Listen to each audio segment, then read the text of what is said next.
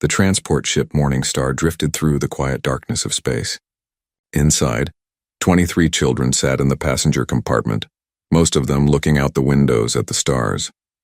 They were heading to the core worlds, to schools that would teach them things their small frontier colony couldn't offer.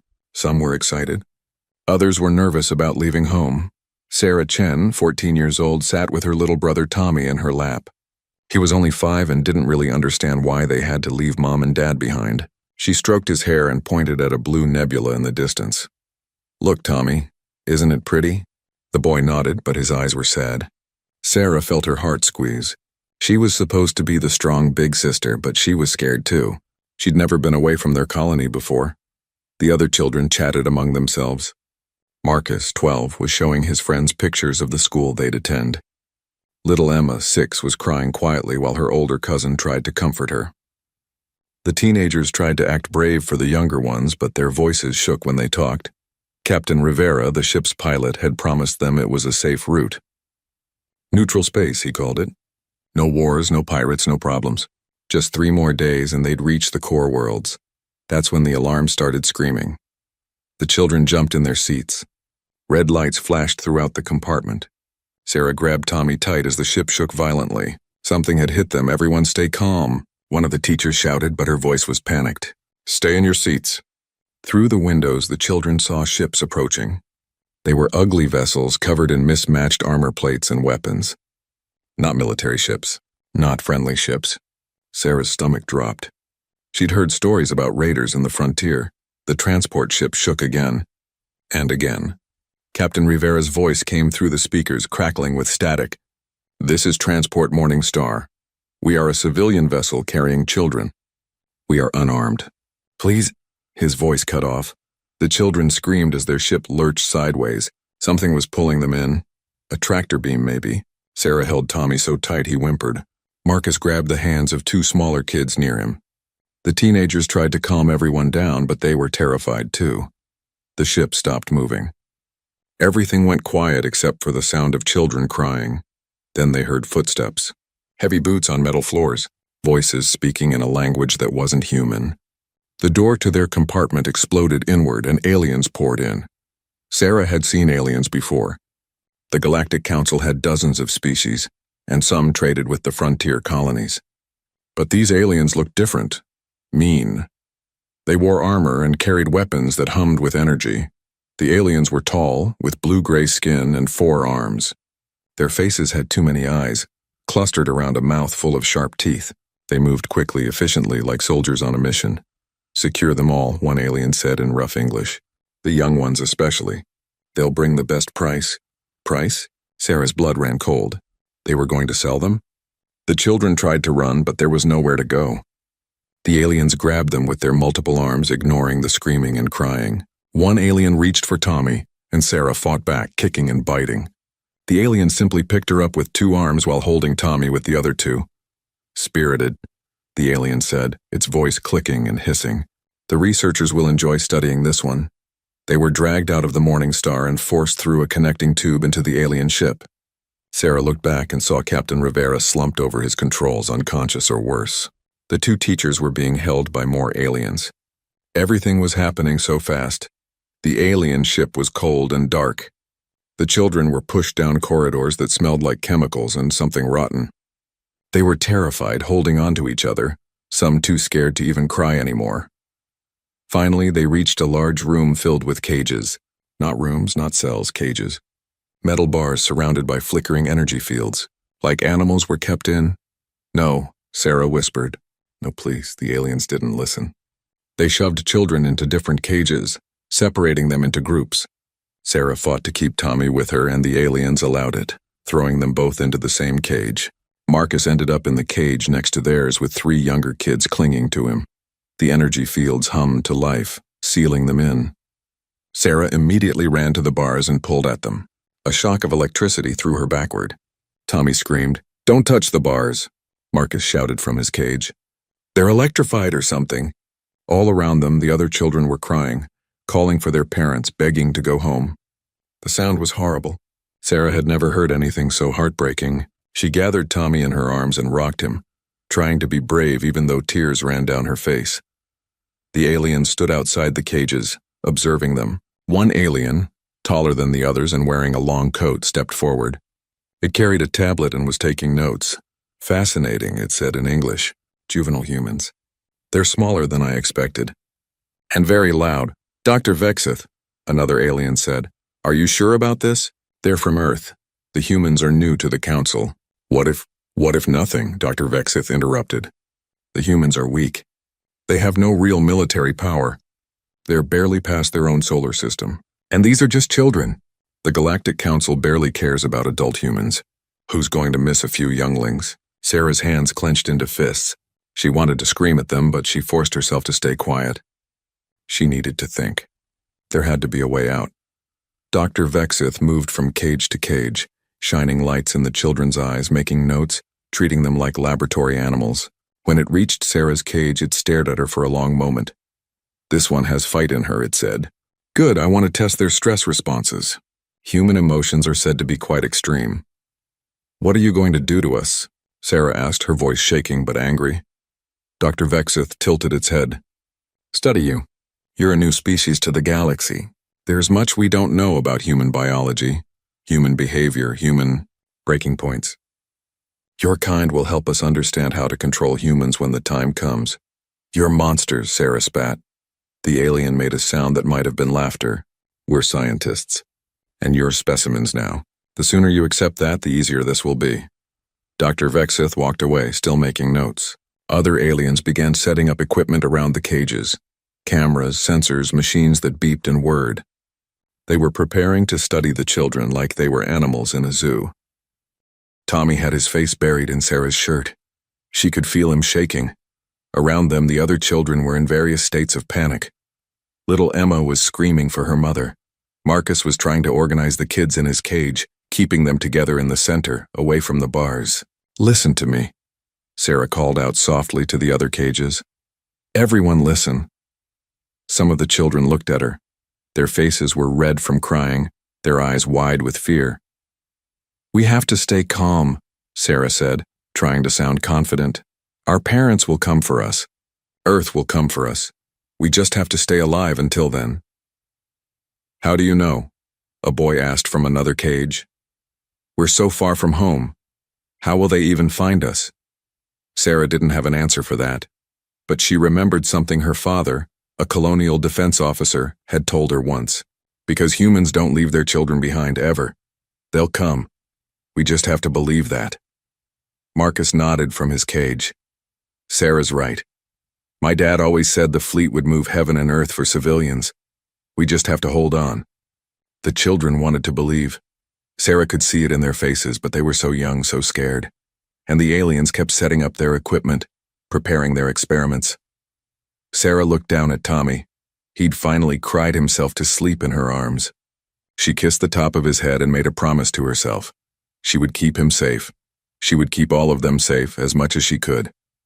Until help came. If help came. One of the aliens, a younger one that seemed nervous, approached Dr. Vexith. Sir, I need to ask again. Are you certain this is wise? Taking human juveniles? I've heard stories from other species about humans and their young. They're said to be very protective.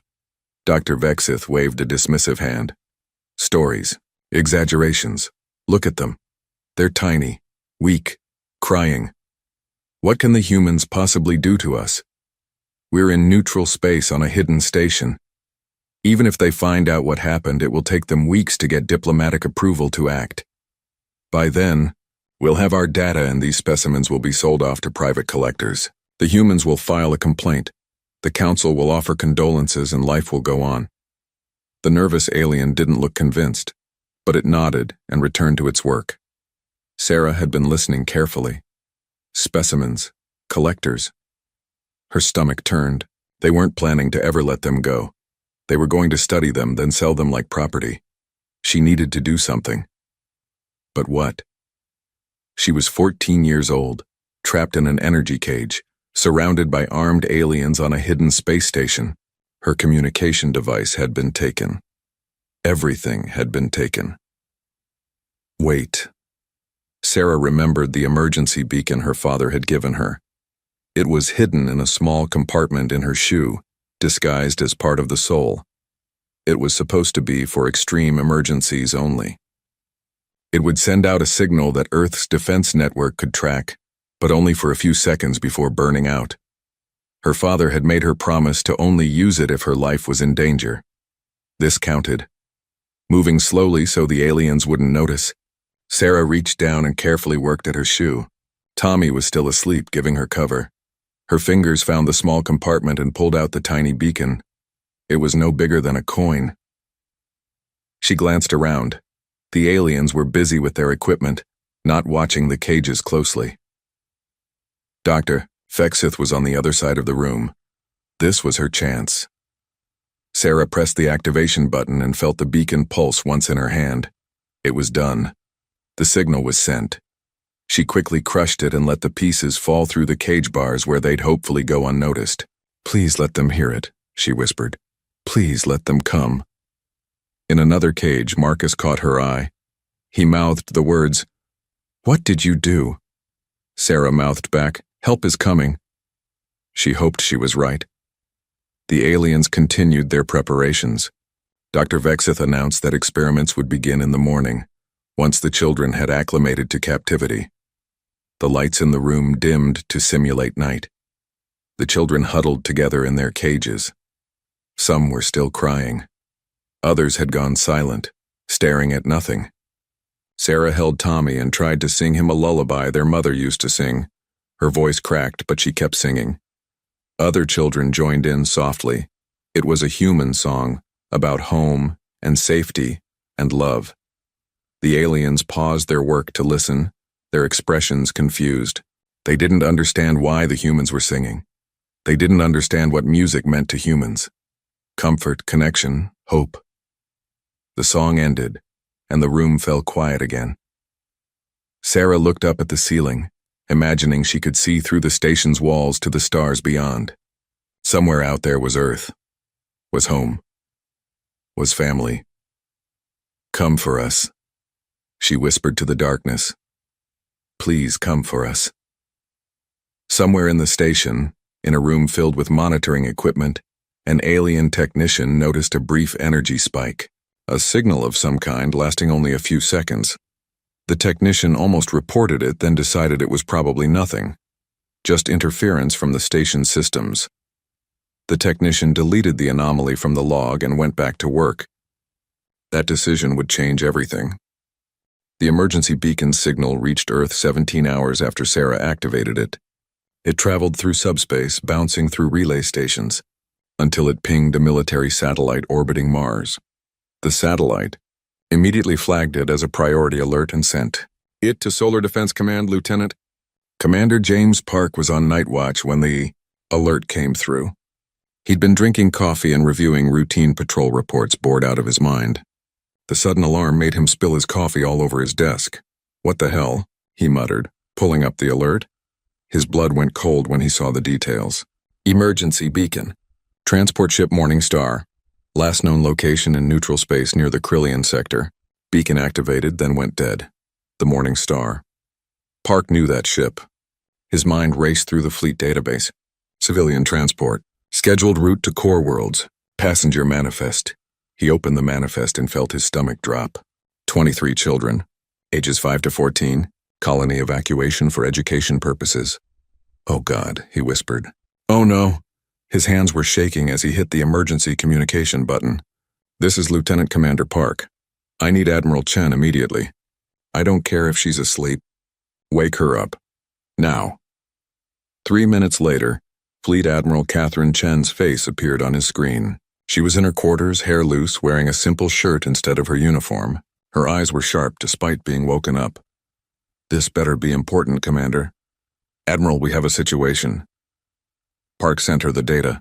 Transport Morning Star went dark 19 hours ago. Emergency beacon just activated in Krillian space, then died. "Ma'am, there were children on that ship." He watched Chen's expression change as she read the report. Her jaw tightened. Her eyes went cold. "Get me everything," she said quietly. "Every scan, every communication, every piece of data we have on that region. Contact the ship's families. And wake up Admiral Rodriguez, General Thompson, and Ambassador Liu. Meeting in my office in 30 minutes. We're going to DEFCON 2, ma'am. DEFCON 2? For a missing transport? Chen's voice could have frozen fire. Those are our children, Commander. Our species' children. Tell me, do you have kids? Yes, ma'am. 2 daughters. Then you understand. 30 minutes move. The screen went dark. Park sat there for a moment, his heart pounding. DEFCON 2 meant the military was preparing for war, for 23 kids. But as he thought about his own daughters asleep in their beds, he understood completely. He started making calls. Within the hour, Solar Defense Command was lit up like Christmas. Every station was manned. Officers were being called back from leave. Ships in dock were being prepped for immediate deployment. The entire command structure was mobilizing with a speed that surprised even the veterans. Admiral Chen stood in her office, now in full uniform, staring at the star map on her wall. The Krillian sector was highlighted in red. Neutral space, technically. Not controlled by any major power. A place where things happened that the Galactic Council preferred to ignore. Ambassador Liu arrived first. She was a small woman, barely 5 feet tall, but she had negotiated humanity's entrance into the Galactic Council almost single-handedly. She took one look at Chen's face and knew something terrible had happened. Catherine, what is it? 23 children taken. We think it's the Krillians. Liu's face went pale. Taken, you mean kidnapped, captured, whatever you want to call it. They were on a civilian transport heading to school. The ship disappeared. We got one emergency beacon signal, then nothing. Liu sat down heavily. Do the Krillians understand what they've done? I don't think they have any idea, Chen said grimly. How could they? Most of the species in the council barely acknowledge their offspring. They lay eggs and walk away. Or they birth them fully grown, or they reproduce by budding. They don't understand what human children mean to us. We need to make them understand fast. Liu was already pulling up her communication device. I need to contact the council immediately. They need to authorize a rescue mission. Admiral Rodriguez and General Thompson arrived together. Rodriguez was Navy in charge of the fleet. Thompson was Marines in charge of ground operations. Both men looked angry enough to bite through steel. Tell me we're going after them, Rodriguez said without preamble. We're going after them, Chen confirmed. But we need to find them first. Intelligence is working on it now. The beacon gave us a location, but it's approximate. That whole sector is full of hidden stations and asteroid bases. The Krillians could be anywhere. How long do we have? Thompson asked. Before something happens? No one wanted to say what they were all thinking. What the aliens might do to human children. Study them. Hurt them. Worse. We don't know, Chen admitted. But we're not waiting for diplomatic approval.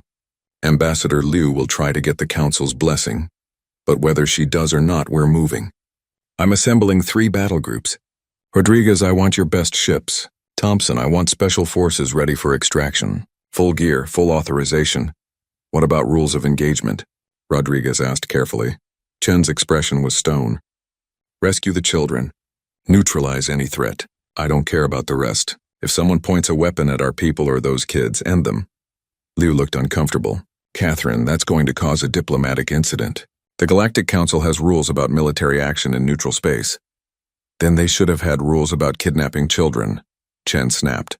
Then she took a breath, calming herself. I'm sorry, Ambassador. I know you have a job to do. Do it. Try to get us authorization. But those are human children out there, scared and alone. I'm not leaving them there 1 second longer than necessary, council approval or not. Liu nodded slowly. I understand. I'll do what I can. But Catherine, the galaxy isn't going to understand why we're reacting this strongly. To them, offspring are just replaceable. Then they're going to learn something new about humans today, Thompson said darkly. Liu left to make her calls to the Galactic Council. The military officers stayed, planning their operation. Within hours, every intelligence asset humanity had in space was focused on finding the children. Spy satellites redirected. Informants contacted. Listening posts on high alert. The families were contacted next. That was the hardest part. Admiral Chen insisted on being present for every call. She owed them that much. Sarah's parents were colonial defense officers themselves. They took the news with military discipline, but Chen could see the terror in their eyes. Sarah's father, Commander Marcus Chen, requested immediate transfer to the rescue fleet. Request denied. Too personal, he argued. She stood firm. He finally broke down and begged her to bring his children home. I will, Chen promised. I will bring them all home. You have my word. She made that promise 23 times that night, to 23 sets of parents. Each call was harder than the last. By morning, the news had leaked. It always did. The media exploded. Every human colony, every station, every settlement in space heard the story. 23 children taken by aliens, held somewhere in the dark. The reaction was immediate and overwhelming. The human population across the solar system and beyond erupted in fury. Protests formed outside alien embassies. Human workers walked off jobs with alien employers. Trade ships refused to unload cargo. It was spontaneous and universal. Humans everywhere stopped what they were doing and demanded action. The Galactic Council tried to calm things down. Ambassador Liu was called before the full council to explain what was happening. The council chambers were massive, designed to hold representatives from hundreds of species. Ambassador Liu stood at the center podium, looking up at the tiers of alien representatives. Most looked confused. Some looked annoyed. Counselor Thrix, a mantis-like alien who served as council speaker, addressed her first. Ambassador Liu, please explain the overreaction we're seeing from your species. A transport vessel has gone missing. This is unfortunate, but it happens. Why has your military mobilized? Why are your people riding? Liu took a deep breath. Because there were children on that transport, Counselor. 23 human children. Thrix tilted his triangular head. Yes, we understand. Juvenile humans. But surely your species produces more offspring. Why this extreme response? There was agreement from other council members. Liu realized with growing horror that they genuinely didn't understand. To them, losing a few young was barely worth noting. Counselor, perhaps I haven't explained human reproduction clearly enough in past sessions, Liu said carefully. Humans invest enormous resources into our offspring. Our children are completely helpless at birth. They cannot walk, cannot feed themselves, cannot survive without constant care. It takes years, many years, before they can function independently. Yes, we know your young are useless for an extended period, another counselor said dismissively. Most species go through juvenile stages. But they grow out of it. Why does it matter if you lose a few? Liu felt her own anger rising. Because we don't just grow them, Counselor. We love them. From the moment they're born, we bond with them. We protect them with our lives. Human evolution made us this way. We're one of the few species that has what you might call extreme parental investment. Our children are precious to us. All of them. Every single one. But they're not even your children, Thrix pointed out. They're children of other humans. Why do you care? Because they're human children, Liu said, her voice rising. Any human child in danger triggers this response in us. It's biological. It's cultural. It's who we are as a species. We protect our young. All our young. Violently if necessary. A reptilian counselor spoke up. Violently? Are you threatening military action in neutral space? That violates at least 6 council regulations. I'm not threatening anything, Counselor. I'm trying to make you understand what's about to happen. My government has mobilized 3 battle groups. They're going to find those children and bring them home. If the Krillians resist, there will be violence. And my people won't stop until every child is safe. The council chamber erupted in noise. Counselors talking over each other. Some demanding Earth be sanctioned, others calling for calm. Just a few looking thoughtful. An old counselor from a species Liu didn't recognize raised a tentacle for silence. When the chamber quieted, it spoke in a creaky voice. I am Valurian. My species has been part of the council for 6,000 years. I've seen many species come and go. I remember one species long ago that had similar instincts about their young. Protectiveness, aggression when their offspring were threatened. What happened to them? Thrix asked. They became one of the most feared species in the galaxy, the Valurian said. Not because they were the strongest or the most advanced, but because everyone learned never ever threaten their children. Those who did learned the hard way. The humans call it scorched earth, when a species fights with such desperation that they'll destroy everything, including themselves, to achieve their goal. Ambassador Liu is trying to warn us. The humans have been triggered. They will not stop. That's barbaric, Thrix said. That's evolution, the Valurian corrected. Species that protected their young successfully passed on their genes. Species that didn't die out. The humans survived. They evolved. And now they're here in our council and someone has made a terrible mistake. Liu nodded gratefully at the old counselor. Please, council, give us authorization to conduct a rescue operation. Help us find these children before this situation escalates. We don't want war. We just want our children back.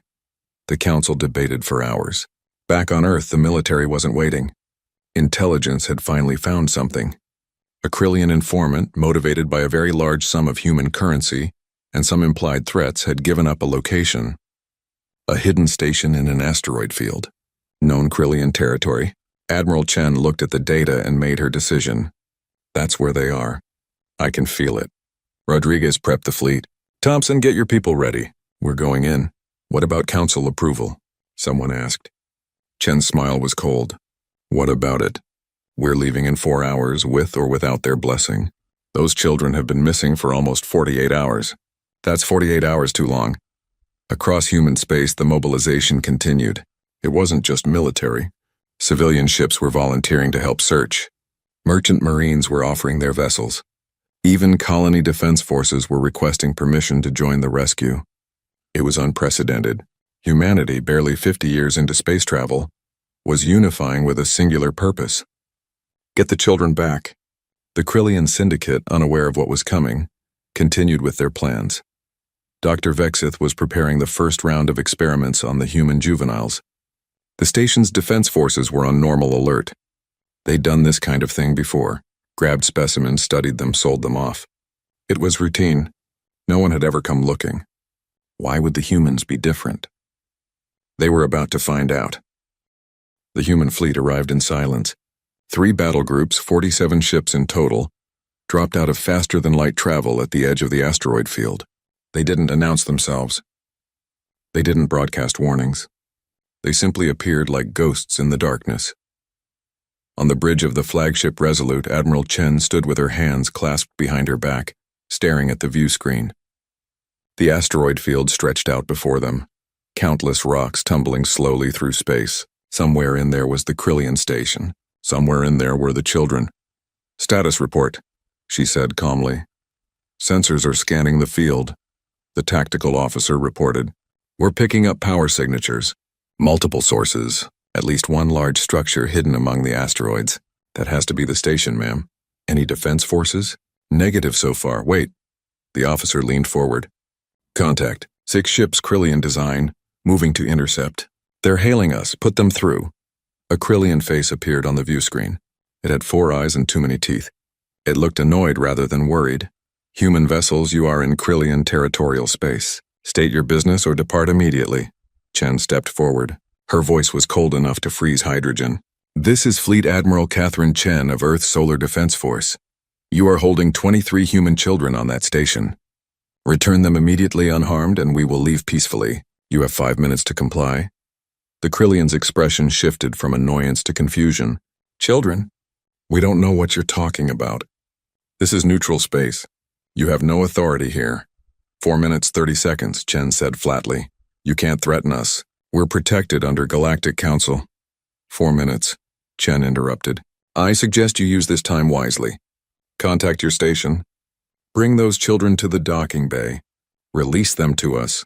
Or face the consequences. The Krillian laughed. Actually laughed. You think we're afraid of you? You're barely a spacefaring species. You have no power here. Leave now or we'll force you to leave. Chen's jaw tightened. 3 minutes, 30 seconds.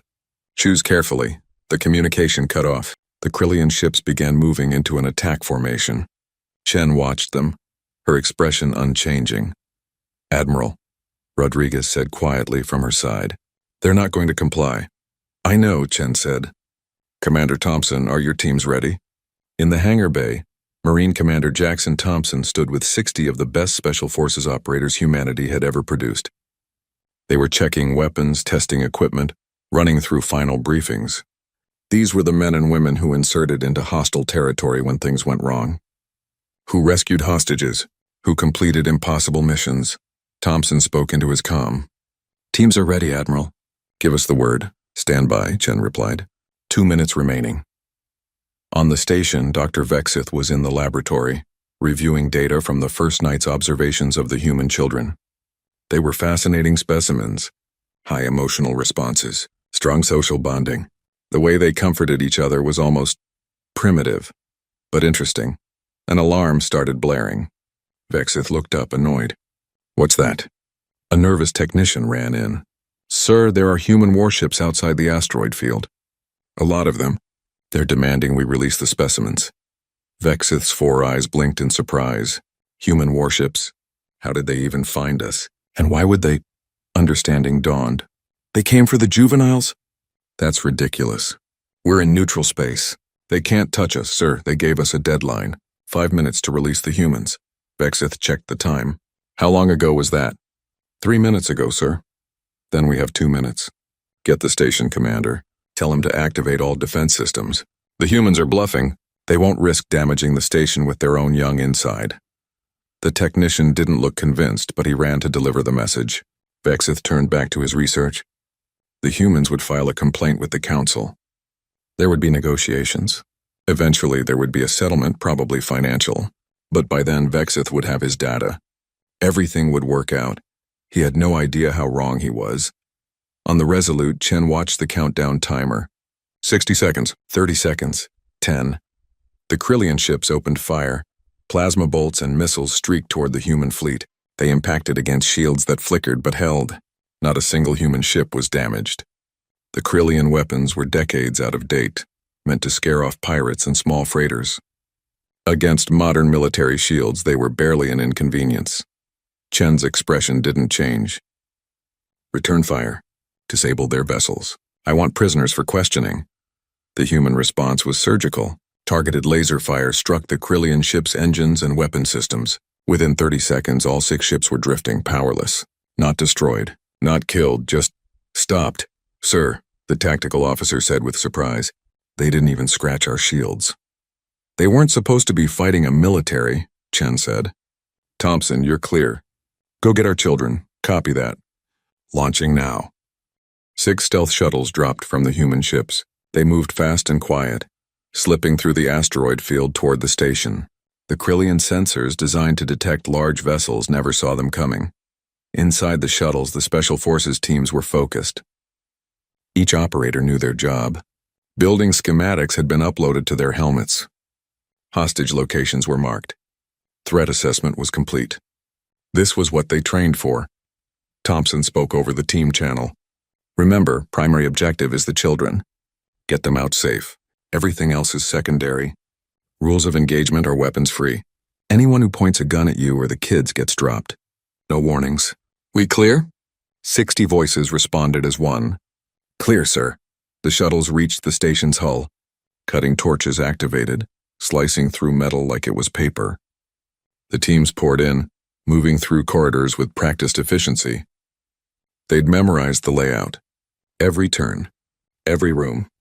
They knew exactly where they were going. The Krillians stationed inside barely had time to react. Armored humans appeared out of nowhere, moving with impossible speed. Those who reached for weapons were put down with precise shots. Those who raised their hands were zip-tied and left behind. The humans didn't slow down, didn't stop. They moved like a force of nature. On the station, alarms were screaming. Dr. Vexith finally understood that something had gone very, very wrong. He ran toward the laboratory where the children were held, but his path was blocked by his own station's security personnel running the other direction. What's happening? He demanded. The humans are inside. They teleported right through our shields somehow. They're everywhere. Vexith's legs nearly gave out. Inside how? That's impossible. But it wasn't impossible. The human military had tech that most of the galaxy didn't know about. Couldn't imagine. Things humanity had developed in isolation before joining the Galactic Council, and they'd just revealed one of their secrets because nothing mattered except getting those children back. In the cage room, Sarah heard the alarms. She sat up, hope and fear warring in her chest. Tommy woke up confused. All the children were stirring, looking around. What's happening? Marcus called from his cage. I don't know, Sarah said. But some things... The door exploded inward. Not unlocked. Not opened. Exploded. And through the smoke came figures in black armor carrying weapons moving with terrifying purpose. For a heartbeat, Sarah was more scared than before. Then she saw the flags on their shoulders. Human flags. Earth flags. We're here for the children. One of the armored figures shouted. Everyone stay calm. We're taking you home. The children erupted in screams. Not fear this time, relief, joy. They were saved. Sarah burst into tears, clutching Tommy so hard he squeaked. Around them, the other children were crying, laughing, calling out. The operators moved quickly. One team secured the room, weapons aimed at the doorways. Another team worked on the cages. The energy fields flickered and died as human tech overrode the Krillian systems. The cage doors swung open. Thompson entered the room, scanning the children. They looked terrified but unharmed. Thank God. Medical teams, get in here. I want every child checked right now. Combat medics rushed in, carrying supplies. They knelt beside the children, speaking softly, checking for injuries. The children clung to them, crying, asking questions, begging to go home. Sarah found herself facing a tall operator with kind eyes visible through his helmet visor. Are you okay, sweetheart? Did they hurt you? We're okay, Sarah managed through her tears. They were going to do experiments on us. But you came. You actually came. Of course we came, the operator said gently. We'll always come, always. Can you walk? We need to get you to the shuttles. I can walk? Sarah looked at Tommy. But my brother, I've got him. The operator lifted Tommy easily, cradling him like he weighed nothing. Let's go home. The teams began evacuating the children. They moved in a protective formation, operators on all sides, weapons ready. Every corridor they passed through had been cleared. Every Krillian who had tried to interfere was on the ground, unconscious or worse.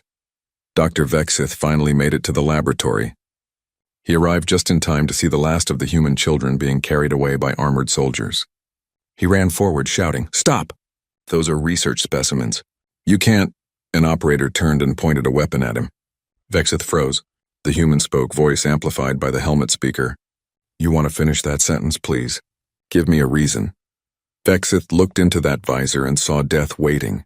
He very slowly raised his hands. I was just— You were just what? Studying children? Running experiments? Keeping them in cages? The operator's voice was cold with fury. On your knees now. Vexith dropped. Other Krillians in the room did the same. The human operators zip-tied them all, then moved on, following their teams toward the docking bay. On the Resolute, Chen watched the operation through the live feeds. The children were being loaded onto the shuttles. All 23. All alive. She allowed herself a small breath of relief. They'd made it. The children were safe. Admiral, the sensor officer said urgently. Multiple contacts jumping in. It's the Krillian defense fleet. 24 ships moving into attack formation. Chen turned to look at the view screen. More Krillian ships were appearing, surrounding the human vessels. They were bigger than the first group. Military vessels, not just patrol craft. This was their actual fleet. A communication came through. A Krillian commander, all four eyes blazing with anger. Human vessels, you have violated neutral space and attacked Krillian assets. Surrender immediately or— Shuttles away, Thompson reported over the comm. We have all 23 children. They're safe, Chen smiled. It wasn't a nice smile. She turned back to the Krillian commander. Or what? She asked softly. The Krillian commander blinked, confused by her tone. Or we will open fire. You're outnumbered.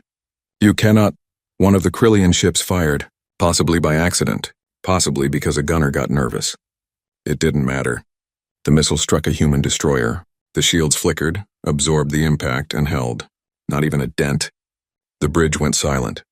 Chen's smile vanished. Her voice dropped to barely above a whisper, but every person on the bridge heard it clearly. Wrong choice. She turned to Rodriguez. Destroy them. All of them. Rodriguez hesitated for only a second. All of them, Admiral? They fired on us. They held our children. They made their choice.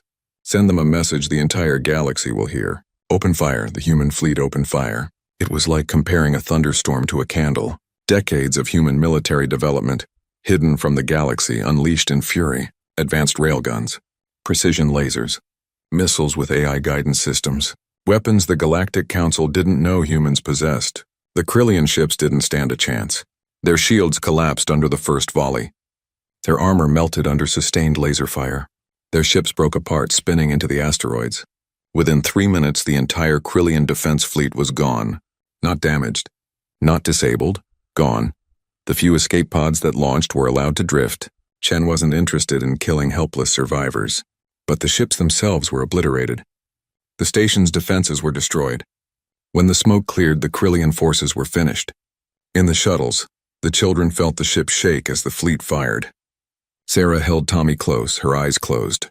The operators around them stayed calm, speaking softly, keeping the children distracted. But Sarah could hear it. The sound of weapons firing. The sound of war. "Is it over?" Tommy whispered. The operator holding him nodded. "Almost, buddy, almost. Just a little longer and we'll be home." The shuttles docked with the Resolute. As soon as the airlock opened, medical teams rushed in. The children were carried or led to the medical bay, where doctors and nurses were waiting. There were hugs, tears, relief. Admiral Chen came down to the medical bay herself.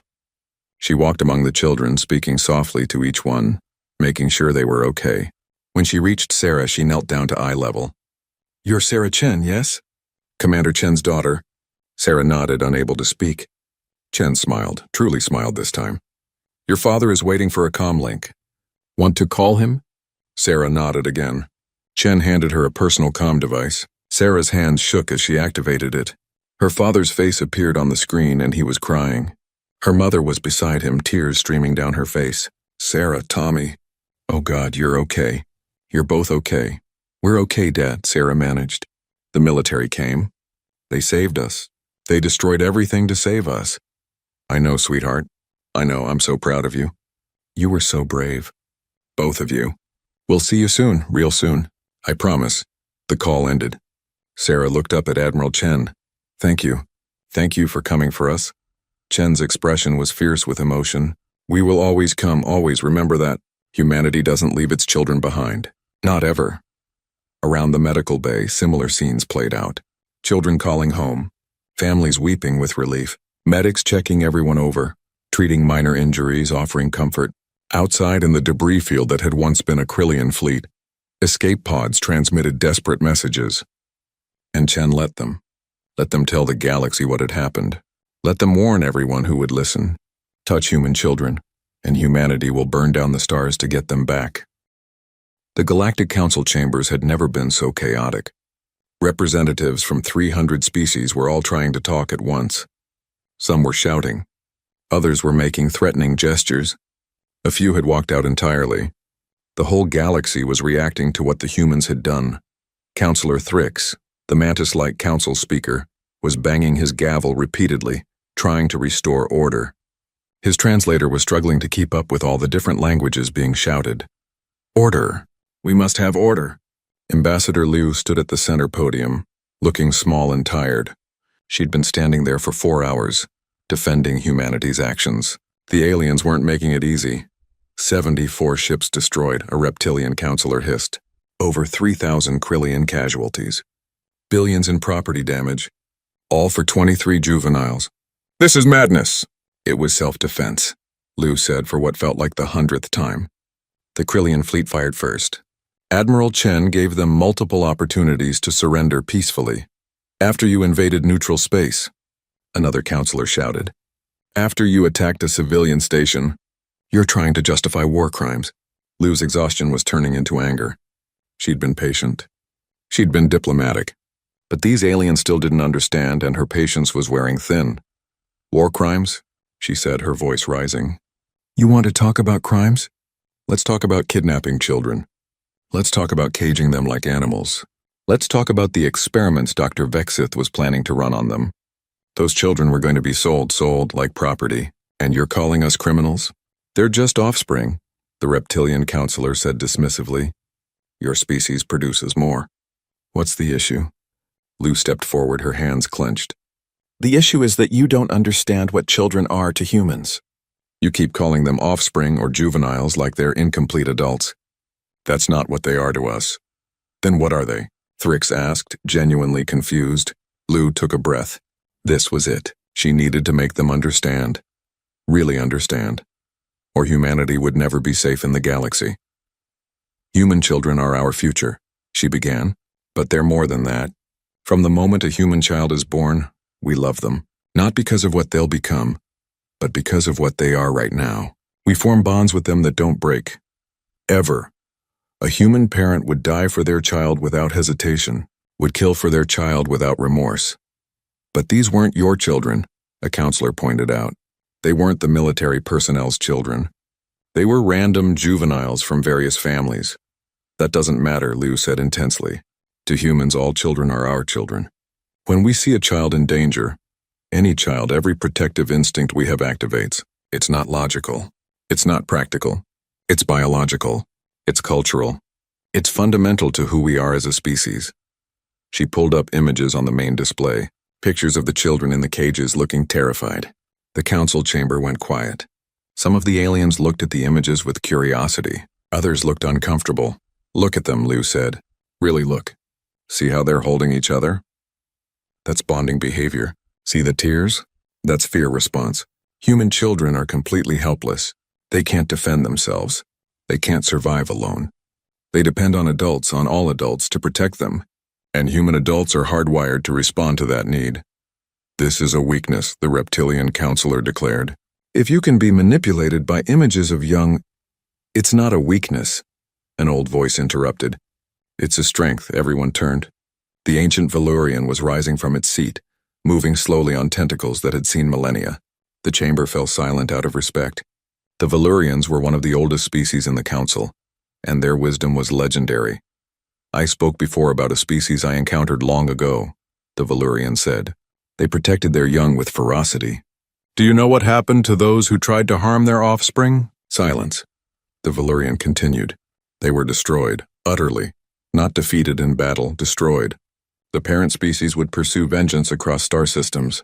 They would sacrifice their own lives to ensure their young survived. They didn't negotiate. They didn't compromise. They simply acted with the full force of their being to protect their children. What species was this? Thrix asked quietly. They're gone now, extinct, but not because they were weak. They thrived for millions of years precisely because they protected their young so effectively. They only died out when their sun went supernova, but everyone in the galaxy at that time knew. You didn't touch their children. Ever. The Valurian turned its many eyes toward Liu. Ambassador, humanity has that same instinct. Counselor Thrix asked you what your children are. Let me tell you what they are from an outside perspective. Your children are your species' survival mechanism, your willingness to die for them, to kill for them, to burn down the galaxy for them. That's not madness. That's evolution working exactly as intended. But the response was disproportionate, a bird-like counselor argued. Thousands dead for 23 young. How can that be justified? Liu stepped forward again. Let me explain human mathematics. It's very simple. If you threaten one human child, humanity will come for you. If you threaten 10 human children, humanity will come for you 10 times as hard. If you threaten 23 human children, humanity will make an example of you that the entire galaxy will remember for generations. That's not disproportionate to us. That's exactly proportionate. You're saying humans will always respond with overwhelming force? Thrix asked. I'm saying humans will always respond with whatever force is necessary, Liu corrected. Admiral Chen gave the Krillians 5 minutes to return the children peacefully. They refused. They fired on us. They made their choice. And now the whole galaxy knows what happens when you harm human children. This is barbaric, someone muttered. No, the Valurian said. This is honest. Humans are telling you clearly and directly what their boundaries are. Most species hide their true capabilities. Humans just revealed tech you didn't know they had. Destroyed a fleet in 3 minutes and extracted hostages from a fortified station with 0 casualties. They did all of this to send a message. I suggest we listen to that message. Liu nodded gratefully. We didn't want this. We tried diplomatic channels first. We asked for help. But our children were in danger and we couldn't wait. Wouldn't wait. Every hour those children spent in those cages was an hour too long. What about the Krillian survivors? Thrix asked. What happens to them? The ones who directly participated in the kidnapping and experimentation will be tried under human law, Liu said flatly. The others will be released once we're satisfied they had no knowledge of the crimes. But Dr. Vexith and his team? They're going to human prisons. For a very long time. You can't take council species as prisoners. The reptilian counselor protested. We already have, Liu said coldly. They kidnapped our children. They're coming to trial. If the council has a problem with that, we can discuss it. But those criminals are not being released. The chamber erupted in argument again. Some species supported humanity's position. Others were outraged. A few were starting to understand that humanity wasn't going to back down, no matter what the council said. Thrix finally restored order. The council will need to review this matter in detail. Ambassador Liu, humanity's actions have created a significant diplomatic incident. There will be consequences. I understand, Liu said, but those consequences will be worth it if it means our children are safe. If it means every species in this galaxy knows that human children are untouchable, we'll pay whatever political price is necessary for that. Even if it means sanctions, trade embargoes? Liu smiled, and it was not a nice smile. Counselor, do you know what happens when you sanction humans? We adapt, we innovate, we become self-sufficient. Do you know what happens when you threaten human children? We mobilize, we unify. We become dangerous. I'll let you decide which scenario you prefer. Thrix was silent for a long moment. Then he said, This session is adjourned. We will reconvene tomorrow to discuss appropriate responses. Ambassador Liu, you're dismissed. Liu bowed and left the chamber. Outside, she found her aide waiting with a secure communication device. Admiral Chen is calling, the aide said. Liu took the device.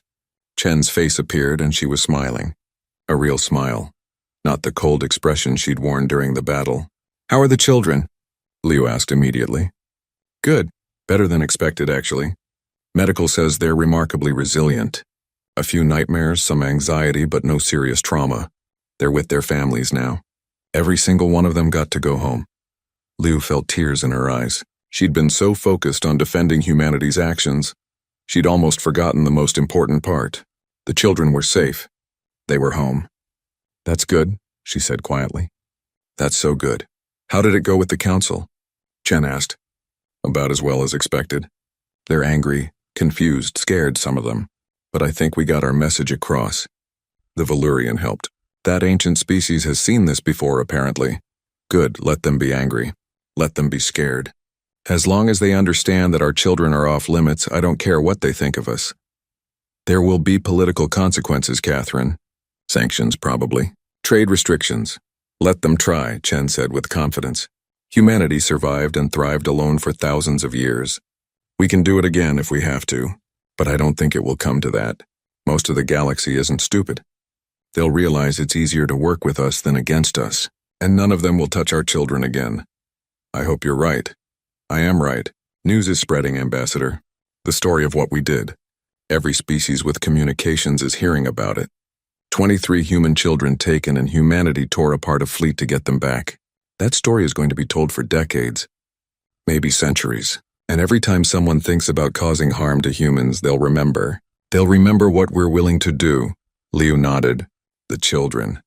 How are they really? Beyond the medical reports. Chen's expression softened. I talked to most of them. They're incredible, Ambassador. Scared but brave, especially the older ones. They protected the younger kids. Comforted them. One girl, Sarah Chen, she's a distant cousin of mine, actually. She activated an emergency beacon that helped us find them. 14 years old in a cage surrounded by aliens, and she kept her head. Made sure her brother stayed calm. That's humanity right there. That's what we're protecting. They're lucky to have people like you looking out for them. No, Chen said firmly. We're lucky to have kids like them. They're our future. Every single child is precious. That's what the council doesn't get. They think we overreacted, but we didn't. We reacted exactly right. Those children are worth more than all the ships in the galaxy. The communication ended. Lao stood there for a moment, collecting her thoughts. She was exhausted. Mentally, emotionally, physically drained, but it had been worth it. The children were home. Her aide approached. Ambassador, we're getting reports from across the galaxy. The reaction to what happened is significant. Show me. The aide pulled up news feeds from various species. Liu watched as alien journalists tried to explain what had happened. Some called it an overreaction. Others called it terrifying. A few called it admirable. But one thing was clear. Every single species was talking about it. Humanity had made a statement. Don't touch our children. Over the next few days, the galaxy's response became clearer. Some species withdrew their ambassadors from Earth. protesting humanity's excessive violence. Others increased their diplomatic presence, wanting closer ties with a species that was clearly more powerful than they'd let on. Trade suffered temporarily. A few species refused to do business with humans, but other species stepped in, eager to fill the gap. And humanity adapted quickly, finding new markets, new partners. Criminal organizations across the galaxy took note. Human ships were already off limits for pirates. Humans hunted pirates with dedication that bordered on obsession. Now human children became the most protected beings in the galaxy. No one wanted to be the next Krillian syndicate. The Galactic Council eventually issued a formal reprimand to humanity. Trade sanctions were discussed but never implemented. Too many species relied on human goods, human technology, human expertise. Instead, the Council issued a new directive. Juvenile humans were to be given special protected status. Any harm to human offspring would be considered an act of war. It was exactly what humanity wanted. Liu had pushed for that language. And the Council, after seeing what happened to the Krillians, agreed. On Earth, the rescued children slowly returned to normal life. They had counseling. They had support. Some struggled more than others, but they all had something precious. They had their families. They had their homes. They had the knowledge that when they'd been in danger, their entire species had mobilized to save them. Sarah Chen stood with her parents on the observation deck of their colony station, watching ships come and go. Tommy was playing nearby with friends. Her father stood beside her, an arm around her shoulders. "Are you okay, sweetheart?" he asked quietly. "Yeah," Sarah said. "I am, thanks to the fleet.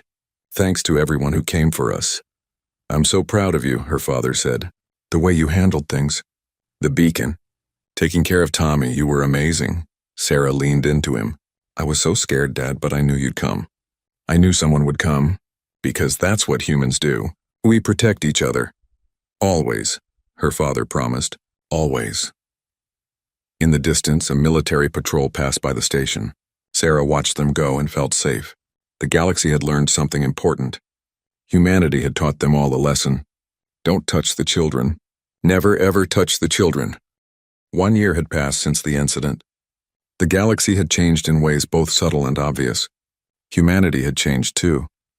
On the colony world of New Terra, Sarah Chen walked through the corridors of her new school. It was everything her parents had hoped for when they'd first sent her on that transport. Advanced science labs, experienced teachers, students from across human space.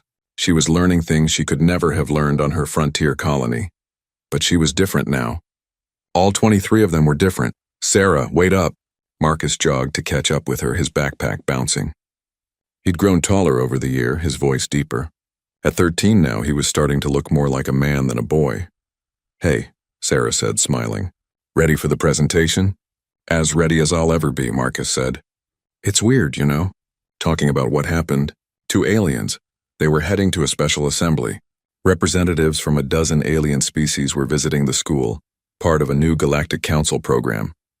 Cultural exchange, they called it. But Sarah knew what it really was. The aliens were trying to understand humans better, trying to make sure nothing like last year ever happened again. The auditorium was packed. Human students sat in rows, excited and nervous. At the front, several aliens sat on a raised platform. Sarah recognized some of the species.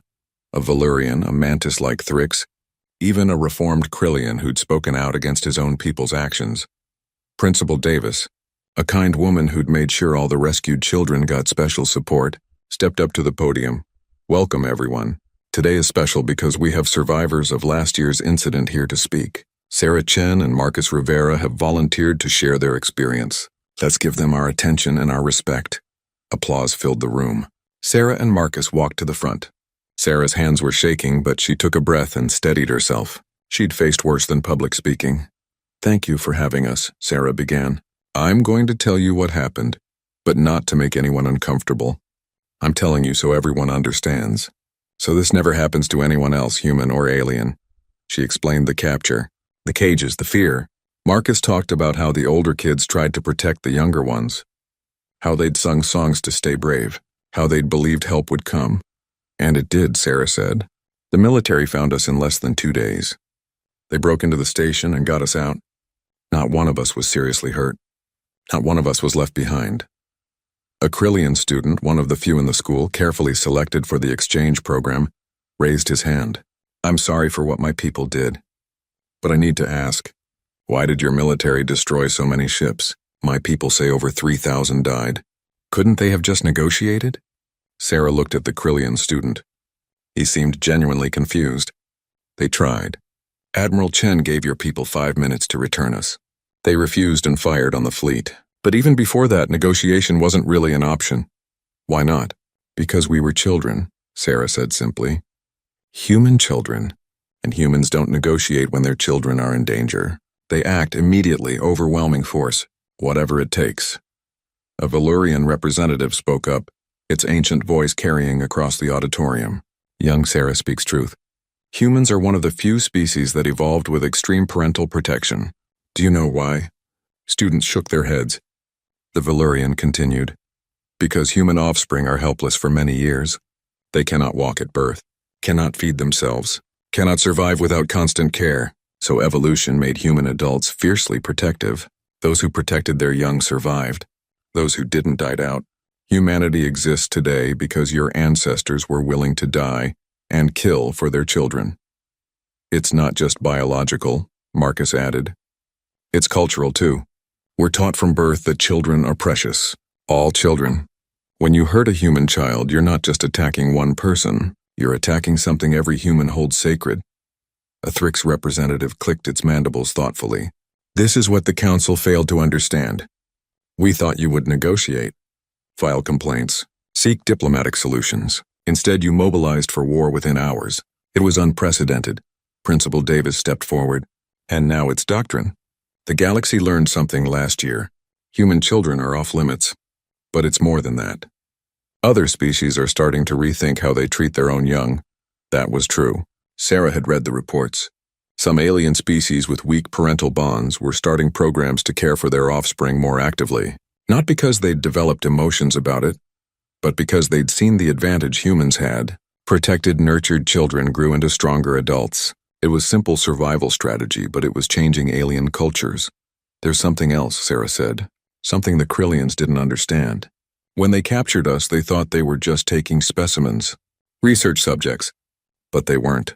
They were taking someone's daughter, someone's son, someone's little brother. We weren't specimens. We were people. We were loved. She felt tears in her eyes but pushed through. My little brother Tommy was 5 years old. He was scared and confused. He didn't understand why strange aliens were putting him in a cage. I held him and promised him we'd be okay. And we were, because our people came for us. Marcus nodded. Every single adult human, when they heard what happened, reacted the same way. Military personnel canceled leave. Civilians volunteered to help search. People who'd never met us demanded our rescue. That's what being human means. We protect our own. Especially the young ones. A human student in the audience raised her hand. How did you stay so brave? I would have been terrified. We were terrified, Sarah admitted, but we had each other. The older kids took care of the younger ones.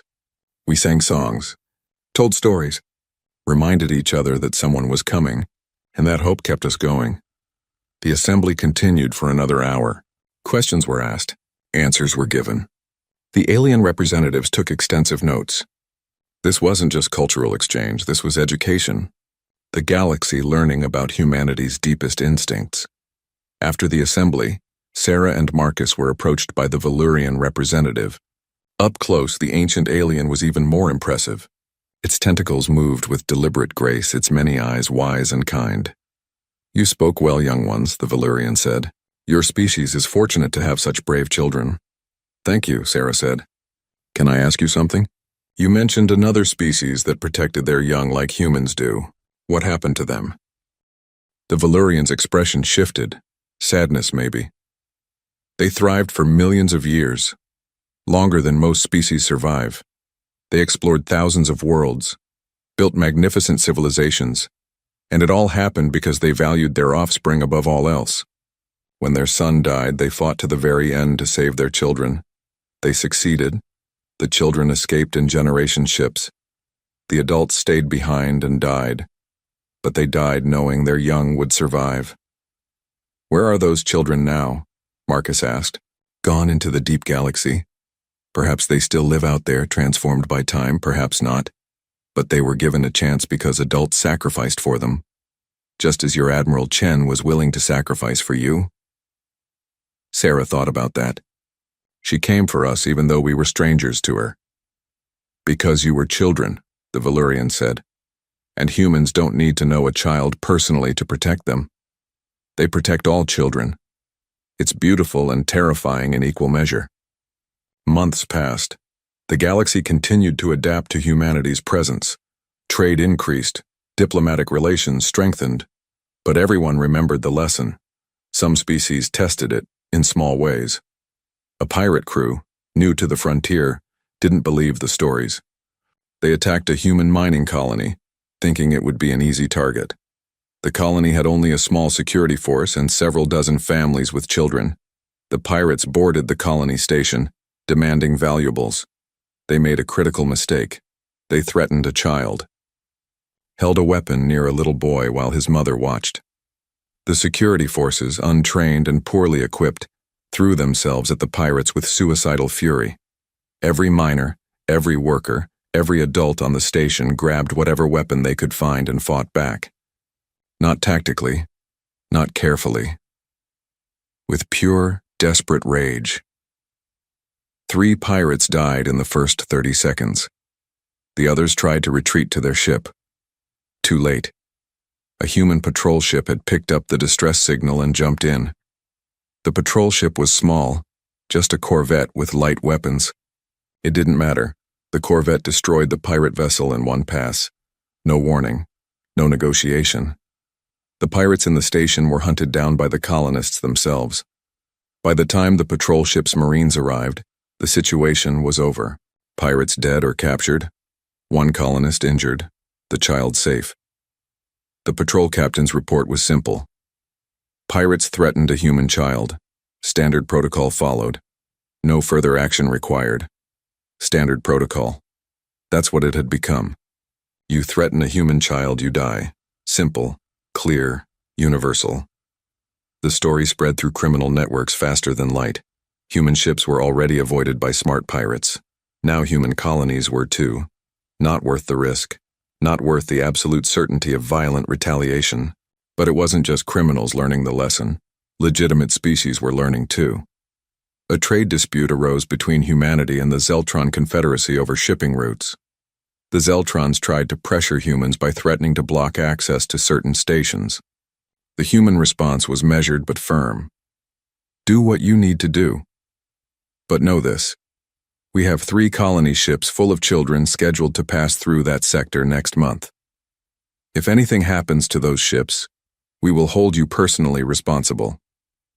The Zeltrons immediately backed down. The dispute was resolved through negotiation. The colony ships passed through without incident. The Zeltrons had learned. It wasn't worth making enemies of a species that would burn your entire civilization down for threatening their young. On Earth in Solar Defense Command, Admiral Chen sat in her office reviewing reports. A year of peace. Real peace. No incidents. No attacks on human civilians. Crime against humans was at an all-time low across the galaxy. Ambassador Liu called in on the secure channel. Catherine, have you seen the latest council reports? Just reading them now, Chen said. Interesting numbers. Attacks on human vessels are down 97%. Kidnappings are 0. Even minor crimes against humans have dropped significantly. The galaxy has collectively decided we're too much trouble to mess with. Good, Chen said. That was the point. There's more. Several species are requesting human security advisors. They want to learn our protection protocols. And, Liu paused, 3 species have asked for human teachers to work in their schools, specifically to teach their young. Chen looked up, surprised. They want humans around their offspring? Species that barely acknowledge their young want us to teach them? I think it's more than that, Liu said thoughtfully. They've seen how we value children, how we nurture them, and they're wondering if maybe they've been doing it wrong all these millennia. The Antarian Collective specifically cited how human children develop strong social bonds and emotional intelligence. They want their young to have those traits. Are we going to do it? I think we should. Carefully. with protocols. But yes, if we can help other species care for their children better, isn't that worthwhile? Chen nodded slowly. It is. Send me the details. We'll put together a program. The years continued to pass. Human influence in the galaxy grew, not through military might, though everyone knew humans had that. Not through economic power, though humanity traded extensively. Through something simpler, through how humans treated their young. Alien species started copying human child-rearing practices. Daycare centers appeared on alien worlds. Schools became more nurturing. Parents who'd once abandoned eggs now stayed to raise their offspring. Not all species, not everywhere. But it was spreading. The Valurian watched this shift and was pleased. They'd seen it before, millennia ago. A species that valued its young became a species that changed the galaxy. Not through conquest. Through example. Sarah Chen graduated from school with honors. She'd decided to study xenobiology, wanting to understand the aliens who'd once caged her. Not with hatred, with curiosity. If she could help humans and aliens understand each other better, maybe incidents like hers would never happen again. Marcus became a pilot, joining the Merchant Marines. He wanted to travel the galaxy, see new worlds, but he also trained in combat. Just in case. He remembered being helpless in that cage. He'd never be helpless again. Tommy, now 10 years old, barely remembered the kidnapping. Sarah had made sure of that. She'd protected his memories, helped him heal, made sure he grew up feeling safe. That was her job as a big sister. That was every human's job with every child. On the anniversary of the rescue, a memorial was unveiled on Luna. A simple monument with 23 names carved into metal. Below the names, an inscription. We came for them. We will always come. This is humanity's promise. Representatives from across the galaxy attended the ceremony. Even a Krillian delegation came, laying flowers and offering apologies. The Krillian syndicate was gone, destroyed by human action and galactic sanction. The new Krillian government was different, better. They'd learned. Admiral Chen spoke at the ceremony. She was older now, gray in her hair, but her voice was still strong. 1 year ago, 23 children were taken. Today, they're all thriving. Going to school. Playing with friends. Living normal lives. That's what we fought for. Not vengeance. Not glory. Just the simple right of children to be safe. She looked at the memorial, then at the crowd. This monument isn't just for those 23. It's a reminder. To us, to the galaxy, children are precious. All children. Human children. Alien children. Any child in danger deserves protection.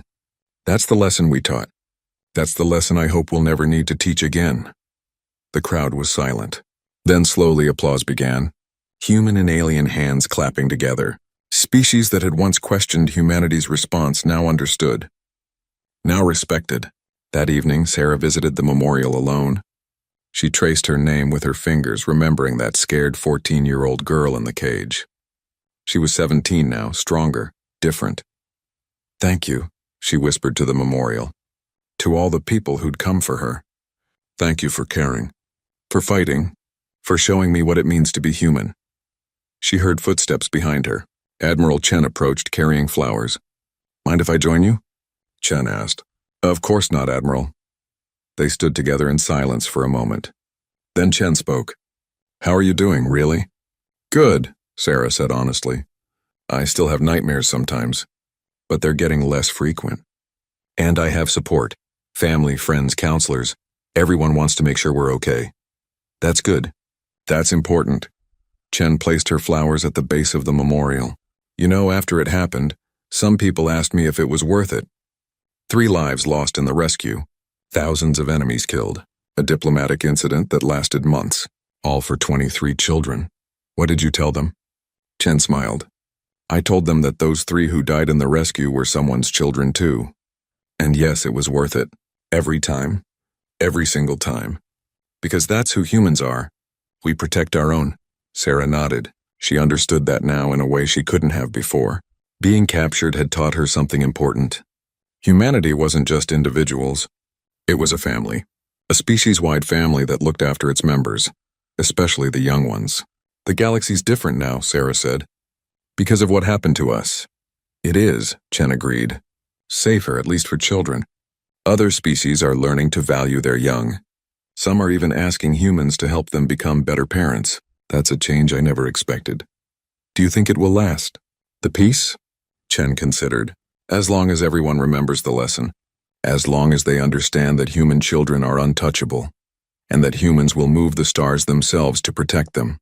The moment someone forget, she shrugged. We'll teach the lesson again. As many times as necessary. Sarah looked up at the stars. Somewhere out there were billions of aliens, thousands of species, countless civilizations, and every single one of them knew about the 23 children who'd been taken, and the fleet that came for them. I hope they remember, Sarah said softly. I hope no one ever has to go through what we did. They will, Chen said with certainty. Because humans will make sure they remember. That's our promise. That's our duty. The children are safe. All of them. Always. They stood together at the memorial as Earth's sun set behind them, casting long shadows across the names carved in metal. 23 names. 23 lives saved. 23 reasons why humanity would never compromise on protecting its young. The galaxy had learned. Touch human children, and humanity would come for you. Not with negotiations. Not with diplomacy. With everything they had. With fire and fury and absolute determination. It was a simple lesson. One that would be taught in alien schools for generations. One that would shape galactic policy for centuries.